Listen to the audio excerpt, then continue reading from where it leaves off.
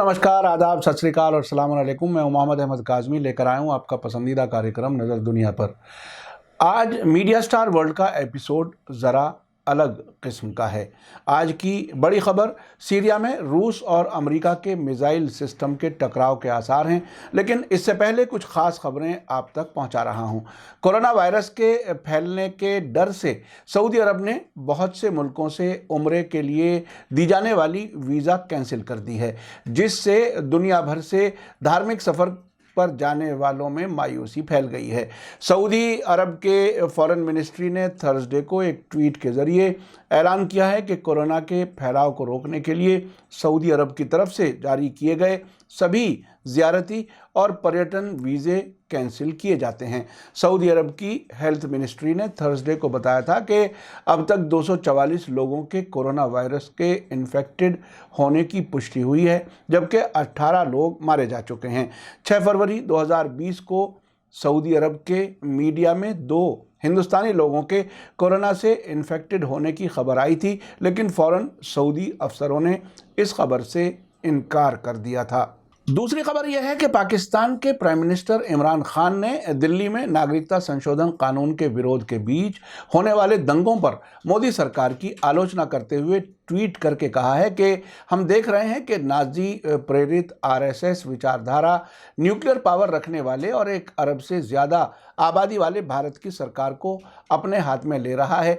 जब भी नफरत की बुनियाद पर नस्ली विचारधारा के हाथ में कोई मुल्क आता है तो कत्लेआम की तरफ बढ़ता है।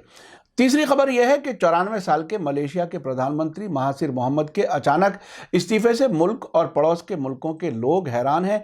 इस इस्तीफे के बाद मलेशिया में सत्ताधारी गठबंधन यानी रूलिंग अलायंस टूट गया है। महासिर की बरसातू पार्टी ने अलायंस से बाहर आने का ऐलान कर दिया है।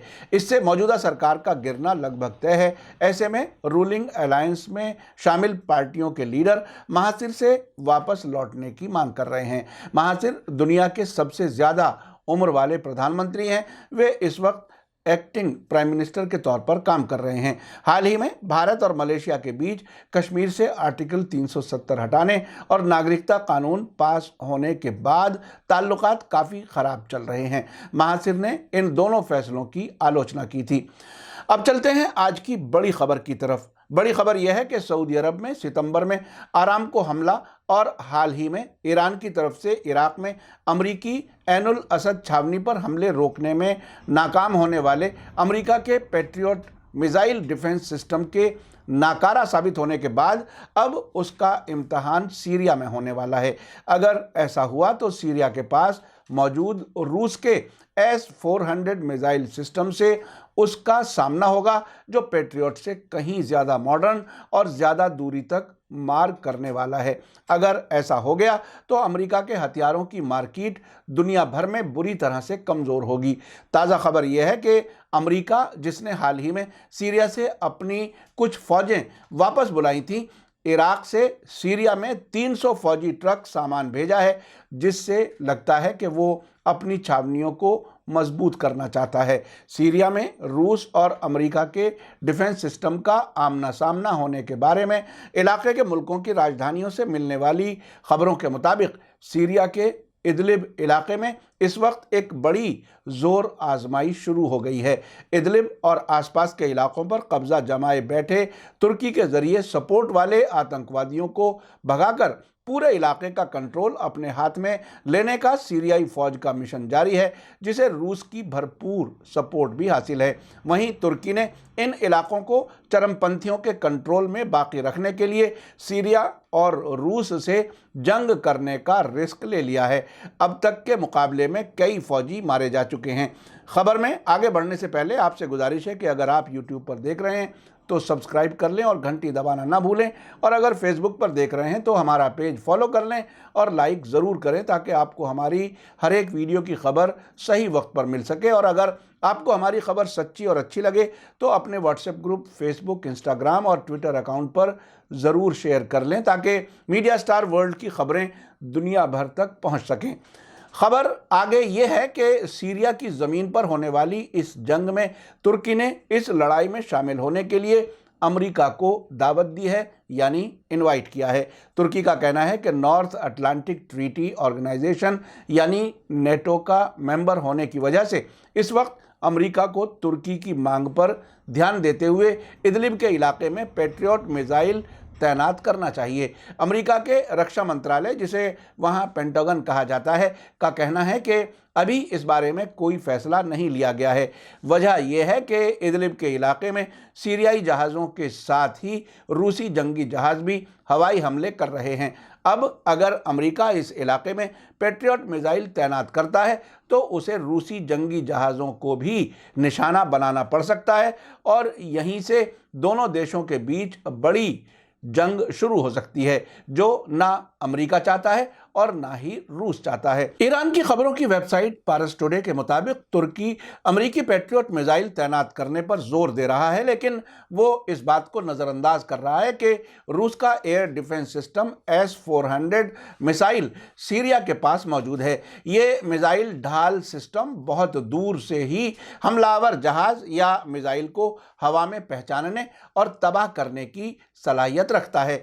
S-400 की खास बात यह है कि वो 600 किलोमीटर के दायरे में नजर आने वाले किसी भी जंगी जहाज को फौरन पहचान करके उसे तबाह कर सकता है, जबकि अमेरिकी पैट्रियट मिसाइल सिर्फ 180 किलोमीटर के दायरे के अंदर नजर आने वाले विमान की पहचान करके उसे तबाह कर सकता है। अमेरिका के एयर डिफेंस सिस्टम पैट्रियट और रूस के एयर डिफेंस सिस्टम S-400 मिसाइलों का अगर मुकाबला किया जाए तो S-400 को एक्टिव करने में 5 से 10 मिनट लगते हैं, जबकि पैट्रियट सिस्टम को एक्टिव करने के लिए 15 मिनट से आधा घंटा तक का वक्त लग जाता है।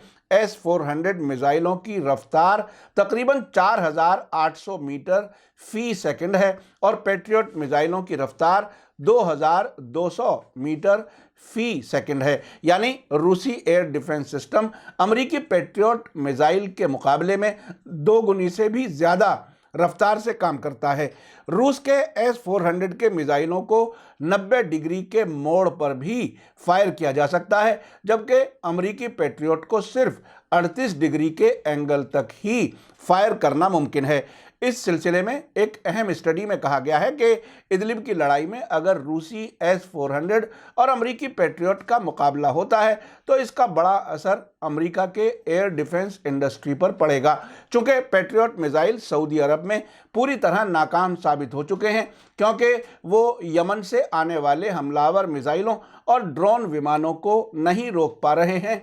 आपको याद होगा कि पिछले साल सितंबर में सऊदी अरब की सबसे बड़ी तेल कंपनी आरामको के 2 तेल कारखानों पर यमन के हुथियों ने हमले किए थे, जिसके बाद सऊदी अरब का तेल प्रोडक्शन 50% कम हो गया था। इसलिए पैट्रियट मिसाइलों की मांग दुनिया भर में कम हुई है, जबकि रूसी मिसाइलों की मांग बढ़ी है।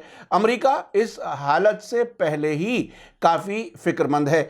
अब अगर सीरिया की सीमा में हुए किसी मुकाबले में अमेरिका की पैट्रियट मिसाइल नाकारा साबित हुए तो अमेरिका के एयर डिफेंस इंडस्ट्री को तबाह होने से कोई नहीं बचा पाएगा। इस बीच सीरिया की न्यूज़ एजेंसी साना ने रिपोर्ट दी है कि सीरिया की फौज ने दक्षिणी इदलिब के दादीख इलाके में तुर्क फौज के एक ड्रोन जहाज को मार गिराया है। ये वाकया इदलिब के साउथ में पेश आया है। सीरियाई फौज ने हाल ही में ऐलान किया था कि वो दुश्मन की तरफ से उड़ान भरने वाले हर विमान या ड्रोन को निशाना बनाकर तबाह कर देगी। सीरियाई फौज के जंगी जहाज़ों ने इसी तरह इदलिब के तफतनाज हवाई अड्डे पर भी बमबारी की है, जहां तुर्क फौजी मौजूद हैं। इदलिब, हलब और हस्का सूबों पर सीरियाई फौज का कंट्रोल हो जाने के बाद तुर्क फौज ने हालिया दिनों में अल नुसरा फ्रंट जैसे आतंकी संगठनों के सपोर्ट में सीरियाई फौज के ठिकानों को निशाना बनाया है और सीरियाई फौजियों से उसकी झड़पें भी हुई हैं। हाल ही में 19 फरवरी को अल जजीरा ने खबर दी थी कि तुर्की के राष्ट्रपति रजब तैयब अर्दगान ने सीरिया से तुर्की की फौजी पोस्टों से पीछे ना हटने पर फरवरी के आखिर तक इदलिब इलाके में एक फौजी कार्रवाई शुरू करने की धमकी दी थी। उन्होंने तुर्की की पार्लियामेंट में अपनी पार्टी के मेंबर्स को बताया था कि इदलिब में एक ऑपरेशन हो सकता है। उनका कहना था कि हमने उल्टी गिनती शुरू कर दी है, हम अपनी तरफ से आखिरी चेतावनी दे रहे हैं। इस पर रूस ने, जो तकरीबन 9 साल से जंग में सीरियाई सरकार का खास मददगार रहा है, कहा है कि इदलिब में सीरियाई फौजों के खिलाफ किसी भी तुर्की के हमले का जवाब सबसे खराब सिनेरियो होगा, यानी बहुत बुरा अंजाम होगा।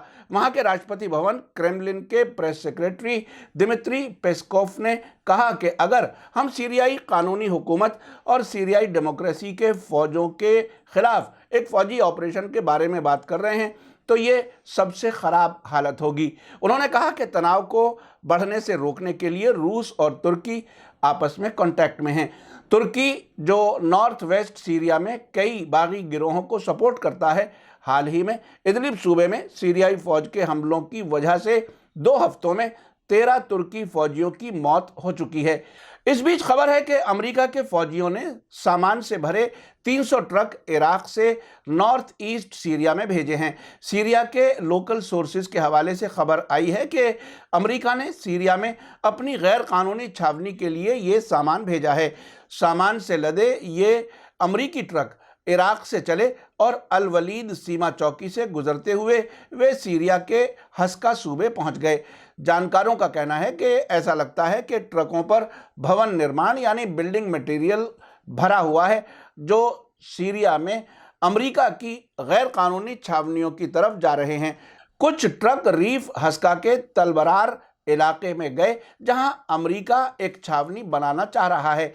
कुछ ट्रक अल उमर ऑयल फील्ड चले गए जहां अमेरिका ने एक गैर कानूनी छावनी बनाई है और अब उसको मजबूत कर रहा है।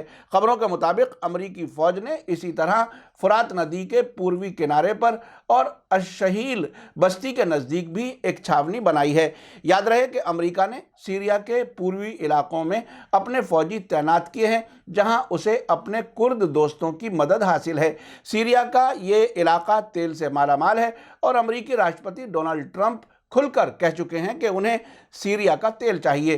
पिछले दिनों मीडिया स्टार वर्ल्ड से बात करते हुए सीरिया के भारत में पत्रकार डॉक्टर वाइल अव्वाद ने कहा था कि इस इलाके में अमेरिका की लीडरशिप में सीरिया के तेल की चोरी जारी है, जिसमें मदद के लिए सऊदी और यूनाइटेड अरब एमिरेट्स की तेल ड्रिलिंग कंपनियों के लोग और इक्विपमेंट वहां पहुंच चुके हैं।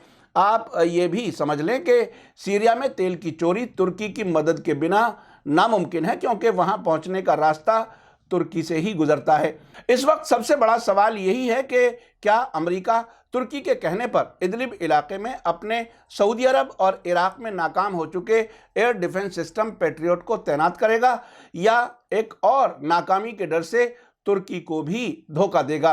वैसे अब से पहले सऊदी अरब भी ये इशारा कर चुका है कि अमेरिका ने चूंकि उनके लाख कहने के बाद भी ईरान पर हमला नहीं किया, इसलिए अमेरिका पर भरोसा कम हुआ है। सऊदी अरब के डेलीगेशन रूस के लिए भी अब अक्सर जाने लगे हैं। अगर अमेरिका का पैट्रियट मिसाइल सिस्टम सीरिया में भी फेल हो जाता है तो अमेरिका के हथियारों की मार्केट, खासतौर से डिफेंस सिस्टम की मार्केट तेजी से गिरेगी। आखिर में आपको याद दिला दूं कि अमेरिका का भारत पर दबाव है कि हम रूस से S-400 मिसाइल सिस्टम ना खरीदें और अगर हमने ऐसा किया तो हम पर भी पाबंदियां लगा दी जाएंगी। अब भारत सरकार को समझना होगा कि हम अपने ऐतिहासिक दोस्त रूस से अमेरिका से बेहतर मार करने की सलाहियत वाला S-400 डिफेंस सिस्टम खरीदें या अमेरिका की धमकी में आएं और घटिया डिफेंस सिस्टम पैट्रियट खरीदें और अपने देश की सुरक्षा के साथ समझौता करें। इसी के साथ मुझे दीजिए इजाज़त। मेरा कार्यक्रम कैसा लगा कमेंट्स में ज़रूर लिखें। धन्यवाद, थैंक यू, शुक्रिया। जय भारत, जय हिंद। मीडिया स्टार वर्ल्ड के और वीडियो देखने के लिए हमारे चैनल को सब्सक्राइब करें और सीधे नोटिफिकेशन पाने के लिए बेल आइकन दबाएं। और अगर हमारी खबर सच्ची और अच्छी लगे तो अपने व्हाट्सएप, इंस्टाग्राम, फेसबुक और ट्विटर अकाउंट पर ज़रूर शेयर करें।